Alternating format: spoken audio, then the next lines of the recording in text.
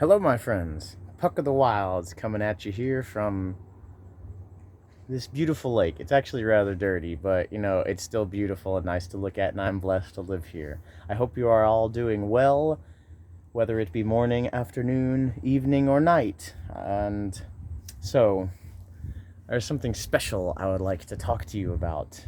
I have been on a bit of a quest lately to find all the bird feathers I can.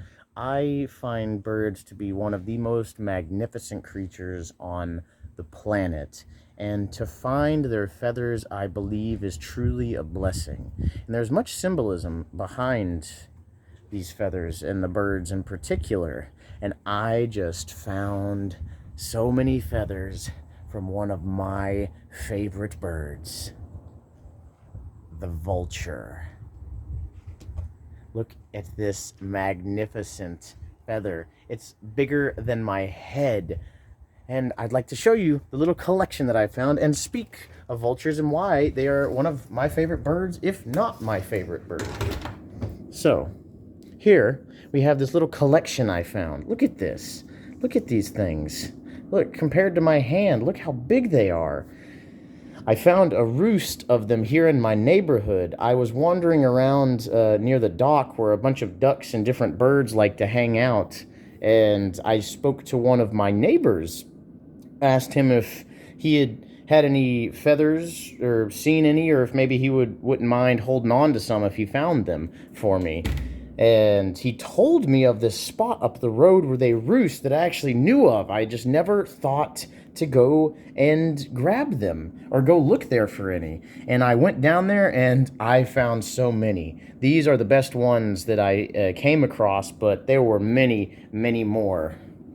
And so, I realized that a vulture is probably far from most people's favorite bird. At first glance, people would think, oh, disgusting. They eat dead things, they eat rotting flesh. They're a nasty, dirty bird. But I think that's far from the truth, at least in my perception of them. There is much symbolism behind them. They are looked to be as harbingers and guides from life to death in different Native American and other uh, religions and cultures. And to me personally, though, the vulture represents patience and humility. For what does a vulture do? What does a vulture ask for? Vultures do not kill. A vulture just waits for the earth to provide for them. And they clean the planet. Can you imagine if we did not have vultures? All that roadkill, all the dead, rotting corpses, they would decay so much slower, if at all, in certain areas. And I have such a deep and profound respect for them. How humble of a creature, how patient of a creature to just wait. Some people would think, oh, how creepy, they lurk and they're just like waiting for things to die. But no, they are agile and graceful birds. There was once while I was living outdoors that I I watched one take off into the air, and it flapped just enough to get off the ground, maybe to get above the tree line 20 feet up. And from there, it didn't flap a single other time.